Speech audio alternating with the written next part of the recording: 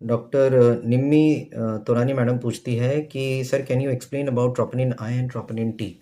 तो आपको बता दूं कि हमारा जो हार्ट है वो बेसिकली एक मसल है, और उस मसल के अंदर जो हर एक सेल होता है, वो मसल का एक जो यूनिट होता है हर एक सेल, उस हर एक सेल के अंदर ट्रोपोनिन नाम का एक प्रोटीन होता है। ये जो प्रोटीन है ये हार्ट मसल के कॉन्ट्रैक्शन में हेल्प करता है। ये दो तरह का होता है, ट्रोपोनिन टी और ट्रोपोनिन आई। अब इसका सिग्निफिकेंस ये है कि अगर किसी को हार्ट अटैक होता है तो उसके वजह से जो हार्ट मसल को डैमेज हो जाता है, तो ये जो ट्रोपोनिन जो सेल के अंदर होता है, ये इस डैमेज के बाद बह के ब्लड में आ जाता है। और इस वक्त पे अगर हम ब्लड में ट्रोपोनिन का लेवल चेक करें तो वो फिर हमें हाई मिलता है।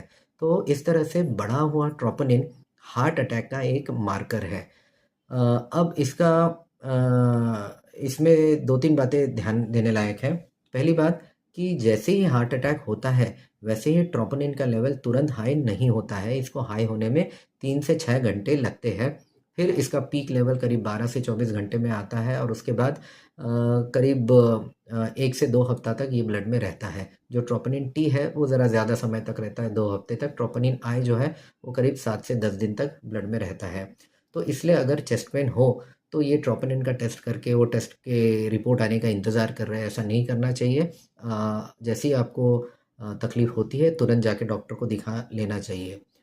दूसरी इम्पॉर्टेंट बात ये है कि ये जो ट्रोपोनिन बढ़ता है ये हमेशा हार्ट अटैक की वजह से ही बढ़ा होगा, ये ज़रूरी नहीं है। अगर हार्ट मसल को किन्हीं दूसरे कारणों से डैमेज हुआ है, जैसे मायोकार्डाइटिस है जिसमें हार्ट की मसल में सूजन आती है और उससे डैमेज होता है, या फिर टैकीअरिथमियाज है, ऐसी बीमारियां जिसमें हार्ट बीट बहुत ही तेज़ हो जाती है, 200-250 तक चली जाती है, उसकी वजह से अगर हार्ट को डैमेज हो रहा हो तो उसमें भी ट्रोपोनिन आपका बढ़ सकता है।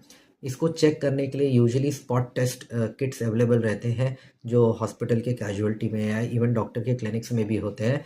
बस एक बूंद आपका ब्लड लेंगे, वो मशीन में डालेंगे, वो ट्रोपोनिन पॉजिटिव है या नेगेटिव है वो तुरंत ही पता चल जाता है।